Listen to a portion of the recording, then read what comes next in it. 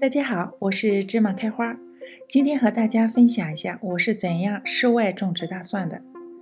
种植大蒜最好在秋天种，深秋种下，大蒜经过一个冬天的休眠和分化，冰雪一融化就破坨出，在你还没有意识到春天来临的时候，就可以看到已经绿油油一片了。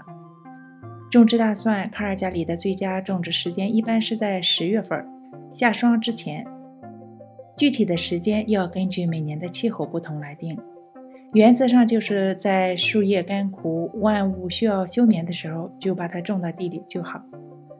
蒜种呢，建议去农场或者商店买当地的蒜种最好了，当然价格也会很贵。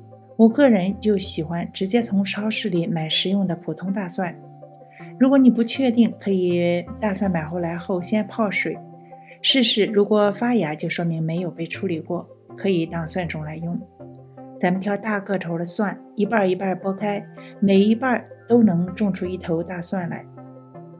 种蒜之前，地要准备好，挑有太阳的好天，将地翻一遍，去掉杂草和石块。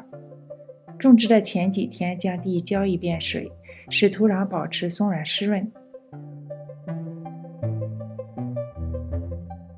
种子和地都准备好了，我们用顺手的工具在地里拉出一条条的小沟，20厘米左右的行距，每一行相隔大约1扎宽。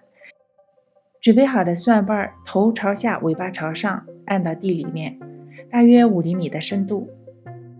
蒜与蒜之间的间隔15厘米左右。我是准备开春见苗来吃蒜苗，所以种的要密实一些。然后顺着沟撒上牛羊粪，中间的垄再用镐头一勾，将两边的大蒜盖住。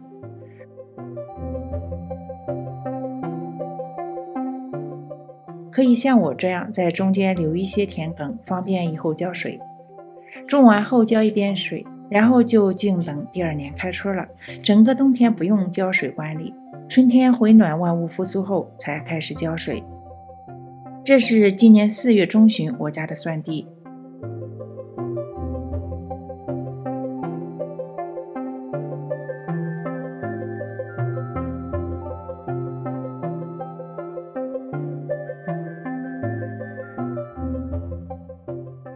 5月中最后的下霜日还没过，我们就已经开始吃蒜苗，隔一颗刨出来一颗吃蒜苗，留下的呢就继续长大蒜。大蒜对土壤一点都不挑，花池边、花盆里都可以种，而且还这么简单。大蒜是我每年必种的蔬菜之一，如果你也喜欢，就赶紧也种吧。